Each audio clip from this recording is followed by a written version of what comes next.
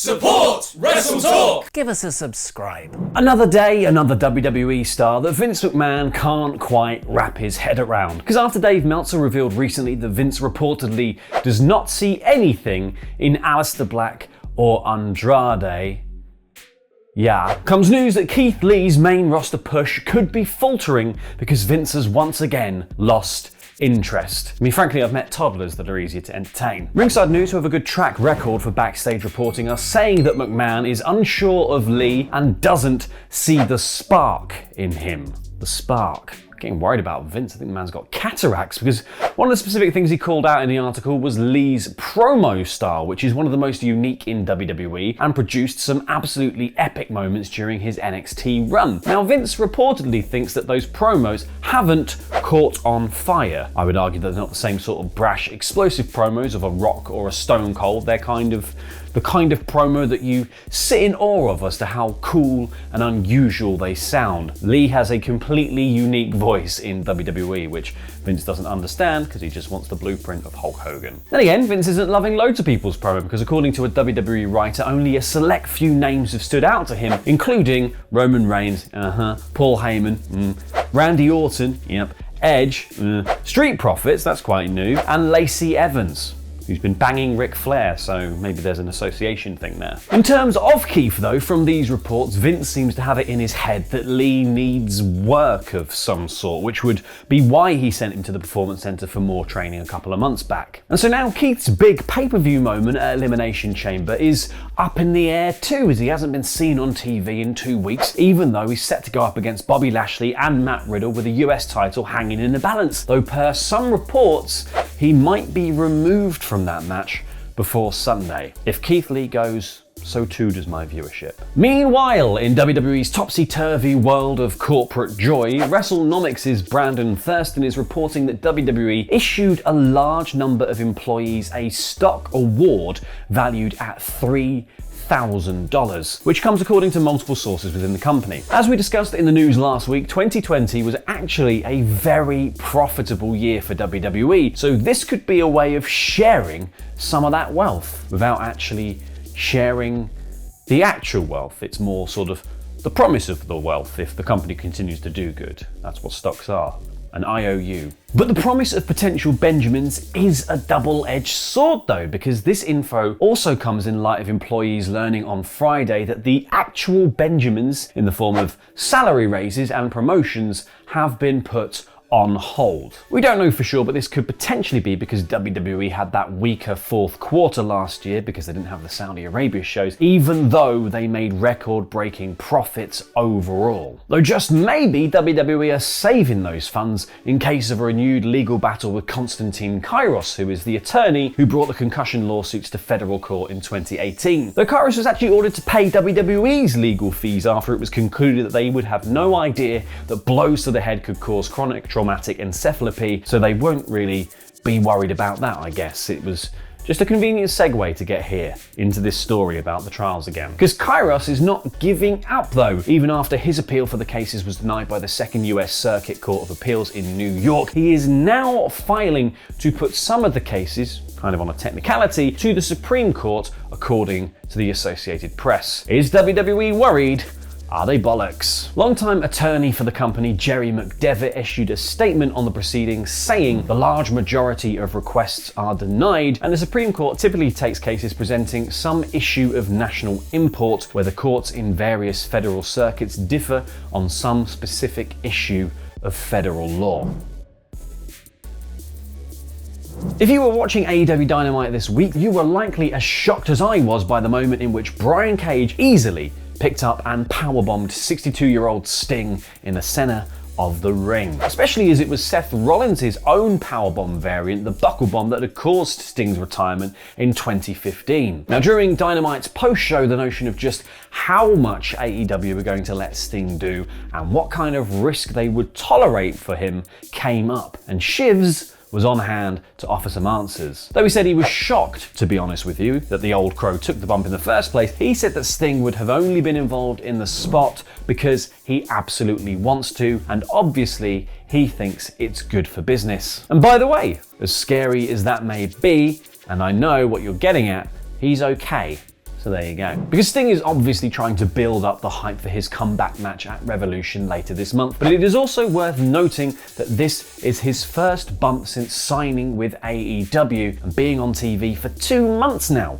So to a degree, they are kind of protecting him. The street fight itself is kind of a good way to limit the amount of serious bumps that Sting has to take, as Team Taz can sort of fight him around ringside, hit him with a few things, and mostly focus on chucking Darby Allin through stuff. Over the fence on Wednesday night is a rumour that a former NXT champion could be returning, because Andrade, who hasn't been seen on the main roster since the draft in October, posted on his Instagram a picture of him holding the NXT championship with 3 fist bump emojis. Now, he's posted these sorts of pictures before mine, like when Zelina Vega was released from WWE, so it's not exactly proof, but considering that Tyler Breeze and Balor have both made their way back to the developmental brand, it's definitely a possibility. Following on from the heartbreaking events at NXT TakeOver Vengeance Day, NXT attempted to keep the momentum going with some huge matches and segments lined up, including Karrion Kross versus Santos Escobar and Kyle O'Reilly and Adam Cole's fallout. While the latter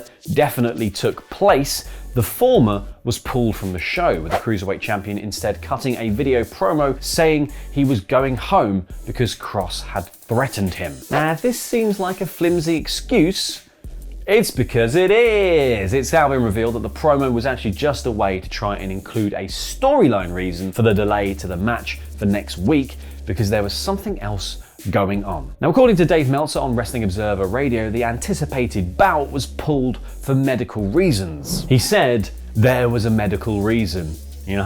I heard yesterday, Tuesday, that the match wasn't going to take place, so it's a storyline out of necessity, not a planned storyline. The match was supposed to happen on tonight's show, and it could not. I was really surprised that they announced it for next week, but they did. With the match instead being announced for next week's show, it seems the medical issues can't be too serious, as NXT higher-ups have faith they will be resolved by showtime next Wednesday.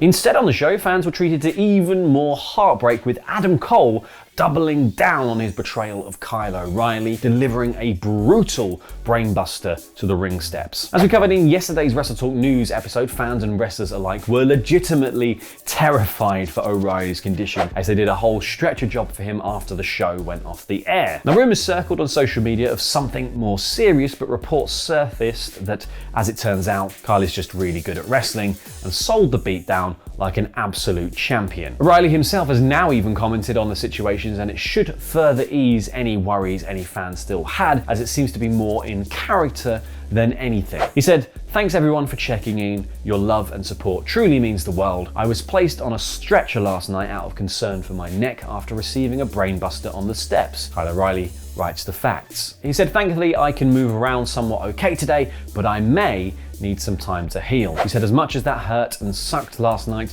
the betrayal was worse. Coming back from this stronger and with a thirst for revenge, best served cold."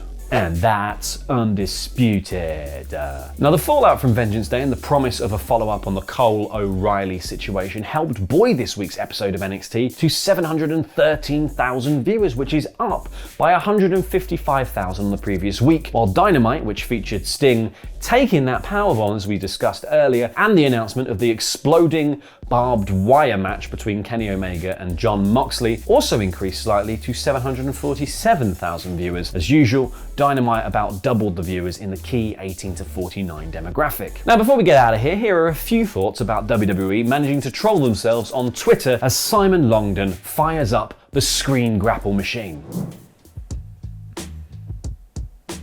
Do you want to work where champions work? Do you want to be a leader in global entertainment? And more importantly, do you want to stand around with headsets on?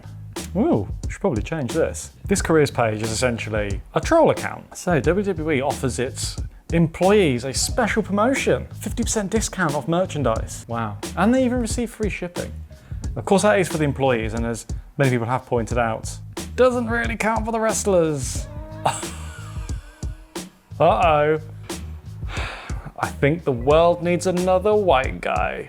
Honky to the rescue, as always. WWE seeking an enthusiastic detail-oriented. Okay, no, forget it. They also offer a monthly Wellness Wednesday to inform employees on a variety of topics. It's interesting. So this one is about finding balance through the work-life benefit. Maybe Bo Dallas should go to this. I mean, his work-life ratio is through the roof right now. It's led by Marjorie Mango of CCA. What's that? God, I feel like I'm doxing her. Oh, Jesus. Don't start with that. Ooh, comprehensive health for employees. No wonder WWE wants to keep this quiet. A variety of savings and perquisite. They're literally gagging as they're writing it with all the benefits. Requisite programs. The WWE Code of Champions consists of WWE's 8 core values. Here we go. Now we're talking. Hustle, loyalty. Be a storyteller. Okay, fair enough. Show your passion. Have fun. Have fun, but not on your own time on Twitch or something, because I mean, that would be, that would be wrong. Give back. I mean, but don't give back by sort of allowing people into your world through social media, because that, again, lead by example. Very important, actually. Well, they've certainly done that, because AEW isn't giving out any health benefits either, so earn respect. And there's many ways you can do that, of course. One of the ways you can do it is by letting Vince McMahon call you the N-word in a backstage segment on national television. So there we go, WWE, where champions work. Or, otherwise known as hashtag dangle by a thread of employment.